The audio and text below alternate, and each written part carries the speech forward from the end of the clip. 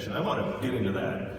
I want to refer to one of the factors to be considered in a proposed transfer. Specifically, as you all know, the degree to which the owners or managers of the club have contributed to circumstances which might demonstrate the need for relocation. In 5 years as the majority owner of the Rams, Mr. kRoenke is almost never at Rams Park. I have pictures right here, easy to Google, of the owners of the other 31 NFL teams out in their communities, accepting awards, donating to their community, signing autographs.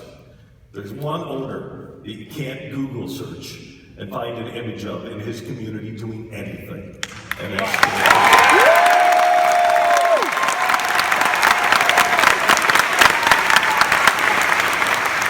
the last time he communicated with these customers was very briefly the day he hired Jeff Fisher nearly 4 years ago. That's the last time. No newspaper ads, no emails, no communication whatsoever. No emails to season ticket holders, no communication at all from the owner of the franchise. By the way, the other two owners in town, Tom Stillman of the Blues tonight is walking around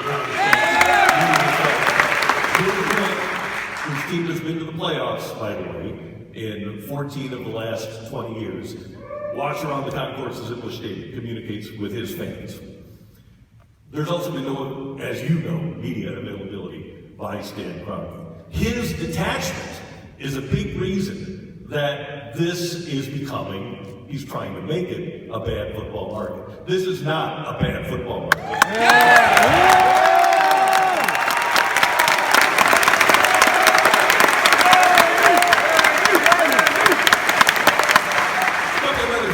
And if you'd like these photos of the owners of the 31 other teams out in their community, you're welcome too. I printed them at work, it didn't cost me anything.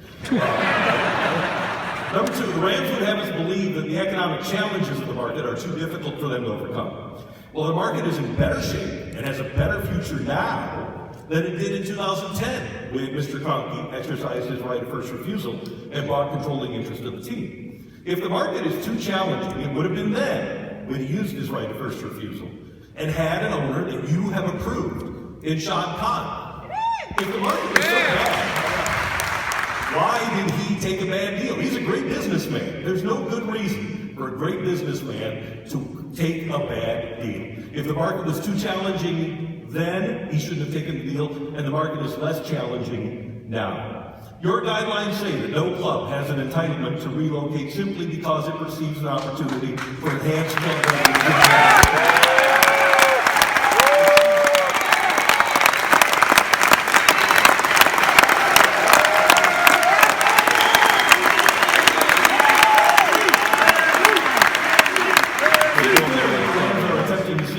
Just such an opportunity in this situation. A couple more quick things. Number one, in your guidelines, you write, a club may not grant exclusive negotiating rights to a community or potential stadium landlord other than the one in its home territory.